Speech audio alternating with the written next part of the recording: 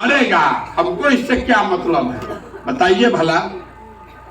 कि परिवार के मुखिया के राव लेकर अगर दौड़ता गिर जाई और रोवे लागी तो रोवा ओकरा के चुप कराई, बाकी कह कि ले तू दौड़त रहे ऐसे गिर गल जा रो। तो ये नीतीश कुमार का हालत देखिए।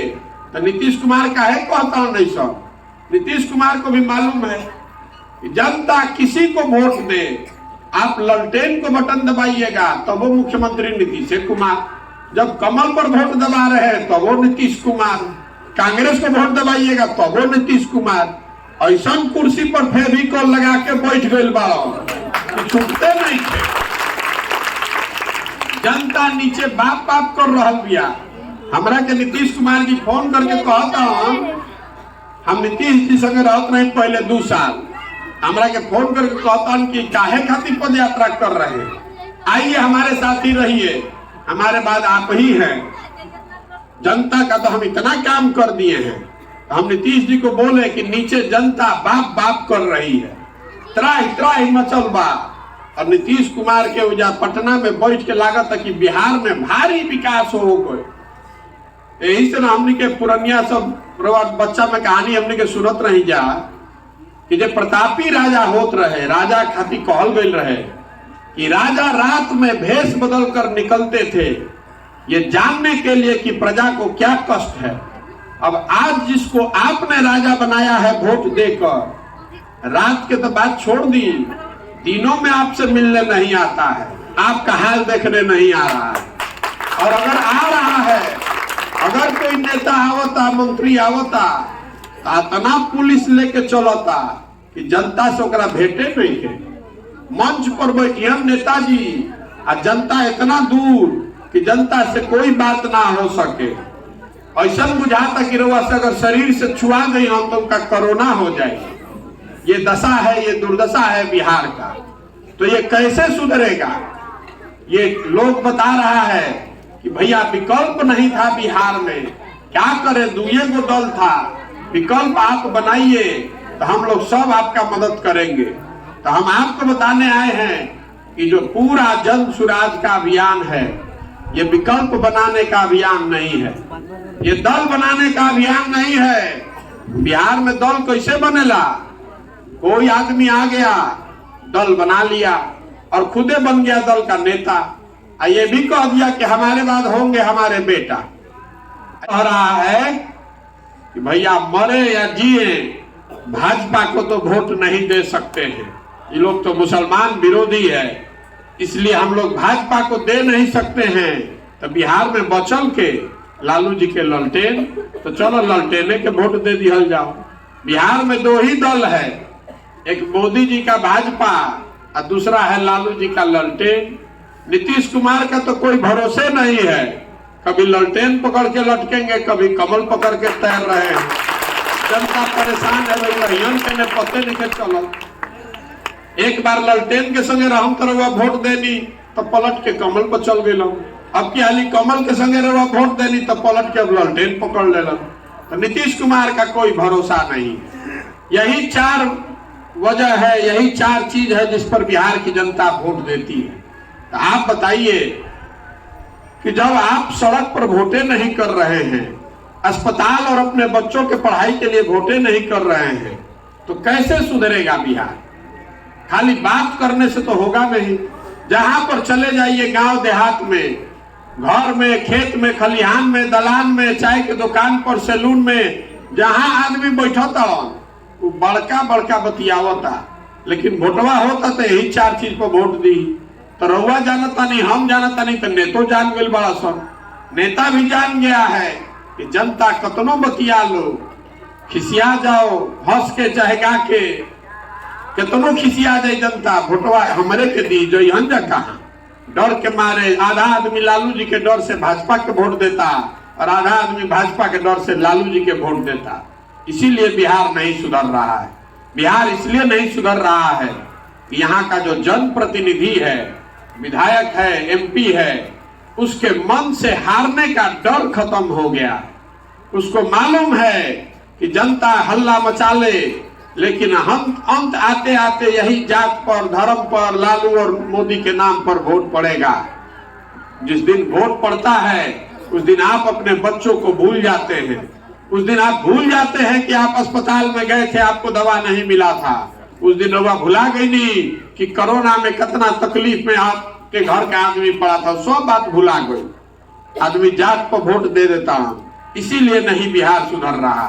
तो पदयात्रा इसलिए कर रहे हैं कि गांव गांव जाकर लोगों को हाथ जोड़कर ये समझाएं कि भाई अगर आप अपना नहीं तो अपने बच्चों का कम से कम चेहरा देखिए।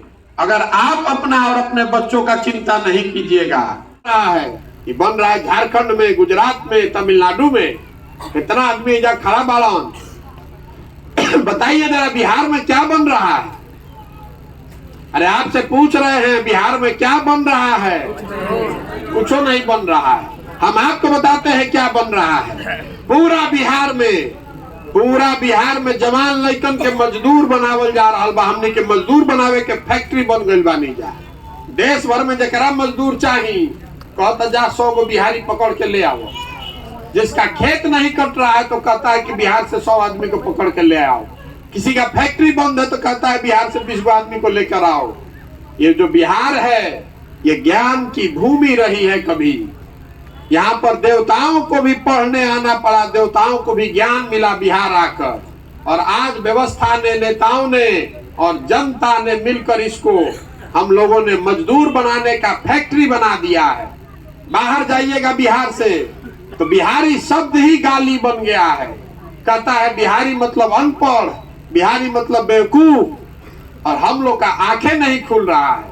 यहाँ जितने लोग खड़े हैं ज्यादातर घरों से कोई ना कोई बाहर जाकर रोजी रोजगार कर रहा होगा। मजदूरी करने लड़के आपके घर के समान बाहर जाकर 10,000, 15,000, 20,000 रुपया खाती। जवान लड़का 25 साल 30 साल का पेट पर झोला बांध के जैसे जानवर जाता है वैसे ट्रेन में आदमी एक दूसरा के कंधा पर बैठ के जाता हन, लेटरिन में बैठ के जाता हन, सीढ़ी पर लटक के जाता हन। जहाँ रेलवे स्टेशन पर चले जाइए बिहार में ट्रेन में बैठने का जगह नहीं है। सब आदमी मजदूरी करने जा रहा है। जहाँ जाता है बड़े बड़े शहरों में वहाँ सबसे गंदे जगह पर रहता है।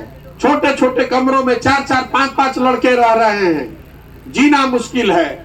वहाँ 15,000 रुपया 20,000 रुपया कमाता है, अपना पेट काटता है कि 6,000, 7,000, 8,000 रुपये घरे भेजें ताकि उसका परिवार चल सके।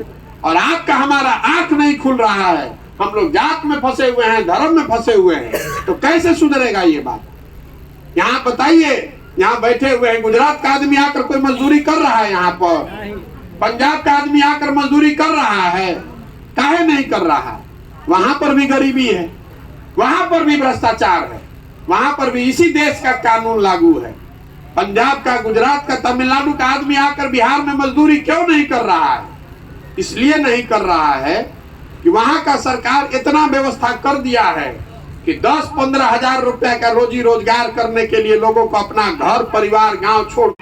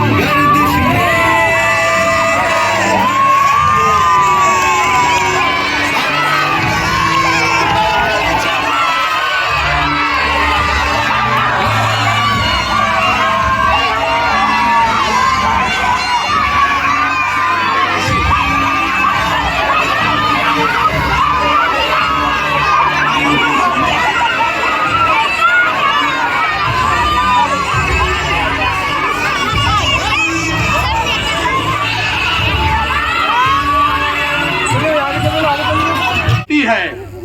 अगर कहीं किसी तरह से जन सुराज आगे बढ़ा और इससे कहीं भाजपा को फायदा तो नहीं हो जाएगा?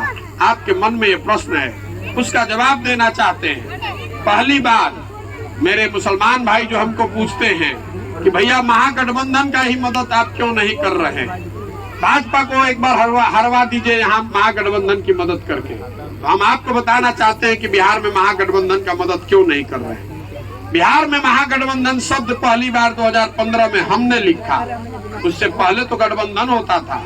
पहली बार 2015 में लालू जी, नीतीश जी और कांग्रेस को जोड़कर महागठबंधन मैंने बनवाया और आपके समर्थन और आशीर्वाद से वो महागठबंधन को विजय भी मिली। लेकिन नीतीश कुमार 2015 में जीतने के बाद जब मैं पंजाब चला गया तो नीतीश कुमार अकारण बिना किसी वजह के उस महागठबंधन को छोड़कर भाजपा में चले गए। तो आप जरा बताइए, जितने लोग ये कह रहे हैं कि महागठबंधन का मदद कीजिए, इस बात की कौन गारंटी लेगा कि मैं फिर से 2 साल अगर उनकी मदद कर दूं और ये आदमी फिर नहीं पलटेगा। आप नीतीश कुमार को कितना जानते हैं?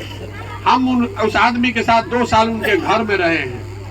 मैं नीतीश कुमार को जितना जानता हूं उतना शायद ही कोई जानता होगा बिहार में।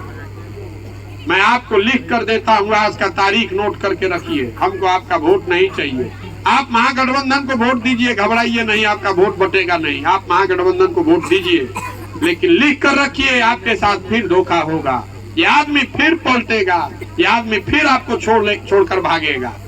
ये आज यहाँ महागठबंधन बनाए हैं और दिल्ली में भाजपा के साथ बैठे हुए हैं। दिल्ली में राज्यसभा में उप सभापति कौन है? जदयू के नीतीश कुमार के पार्टी के हरिवंश जी वहाँ उप सभापति हैं। जो कानून बनता है वो उप सभापति के निगरानी में बनता है। अगर भाजपा से अलग हो गए हैं तो अपने उप सभापति को काहे नहीं हटा रहे हैं? भाजपा इनको क्यों नहीं हटा रही है? इसलिए नहीं हटा रहे हैं, ये भाजपा से खिड़की खोल के रखना चाहते हैं। बिहार में अगर स्थिति फिर गड़बड़ हुई तो ये आदमी फिर भागेगा, इसीलिए इनके साथ काम नहीं कर रहे हैं। इस आदमी ने 1 बार नहीं 2 बार 3 बार हमको ठगा। आपको याद होगा सीए एनआरसी, तब मैं नीतीश कुमार के दल में था।